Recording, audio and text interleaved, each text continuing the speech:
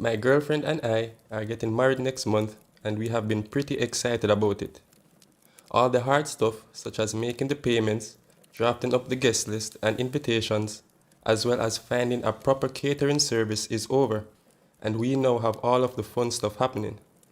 A little while back, we discussed what the boundaries are for our parties, and we are of the same mindset that we should each be able to do whatever we want during our respective parties. The way we see it is that this would be the last bit of freedom before our marriage. Since we are purely monogamous, I figured that this meant we'd each go to a strip club or hire strippers or something of that sort. While we said that we could do whatever we wanted, I didn't expect her to go off the wall crazy. I knew that she has her moments and can be somewhat of a freak in the sheets at times. But a lot of our sex is vanilla, and I've always seen her as a shy, religious girl. For my bachelor party, the plan was to buy a ton of alcohol and go to a close friend's house, and they were going to hire a stripper. Lucky me, I thought. Well, the night came up, and we ended up having both of ours on the same night, since we thought it would have been a good idea to be able to share the experience simultaneously, and not have one of us at home wondering how much fun the other was out having. Well, mine went exactly according to plan. My friend hired not one, but two attractive, well-endowed female strippers. I knew there was a reason he and I were such good friends. They showed up at the door pretending to be women whose car had broken down and asked us if they could come inside and use our phone and bathroom.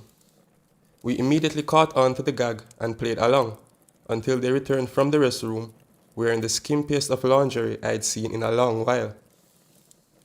Everyone erupted in excitement and began having a good time. The guys were taking turns drinking shots from between the strippers' breasts, getting artful lap dances, and all in all having the time of their lives.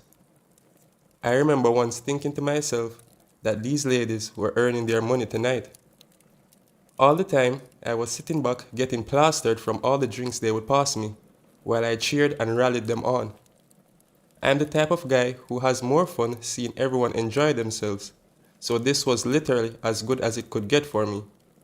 Although, I must admit, when one of the ladies asked who was the man of the night, I couldn't resist and helped myself to a cheeky lap dance. A bit early in the night, my girlfriend was texting, asking what we were doing, and I told her and even sent her a video of the stripper dancing on my friend, which she thought was funny. I then asked if she was having fun and what she was doing, but I didn't hear back from her at all. I went into Snapchat just to see if she posted anything so I could get an idea of how her night was going, and I noticed that she was with two guys. However, I didn't see her friends anywhere in the picture. So, I tried asking what she was doing, but no response, and I didn't get a text back that night.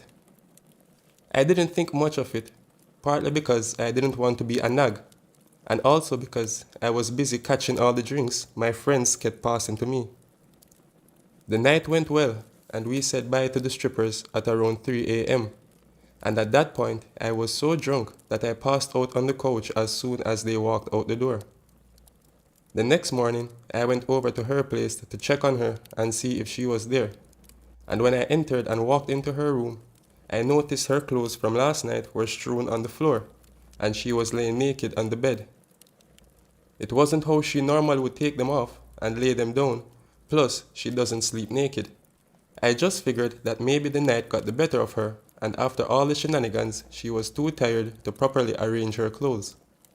So I got next to her and woke her up, and I could tell that she was still hungover. She laid there silent, staring at me for a minute, until I eventually broke the awkward silence and asked her what happened the night before. She remained silent for another minute, until finally she said, "So, don't be mad, because you said I could do anything." She started explaining and said her and her friends went to a bar where she saw two cute guys that were flirting with her and buying her drinks. I thought to myself that those must have been the guys I saw on Snapchat, and I began to feel a bit relieved that they had been in a bar.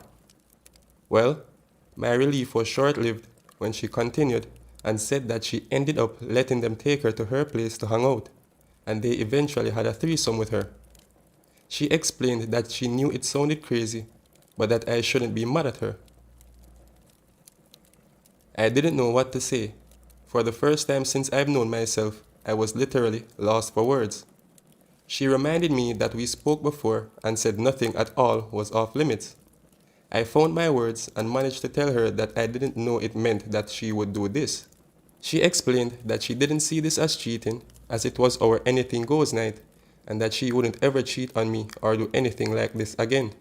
I shot back that I didn't think that anything goes meant having sex with someone else, since we were both committed to a monogamous relationship and getting married in a month. I tried to remain calm because although I never expected this, we did say anything goes. Eventually, I agreed that she was right, but admitted to her that I was still hurt by it and that I needed to leave so as to process everything. But she didn't seem to understand why I was hurt.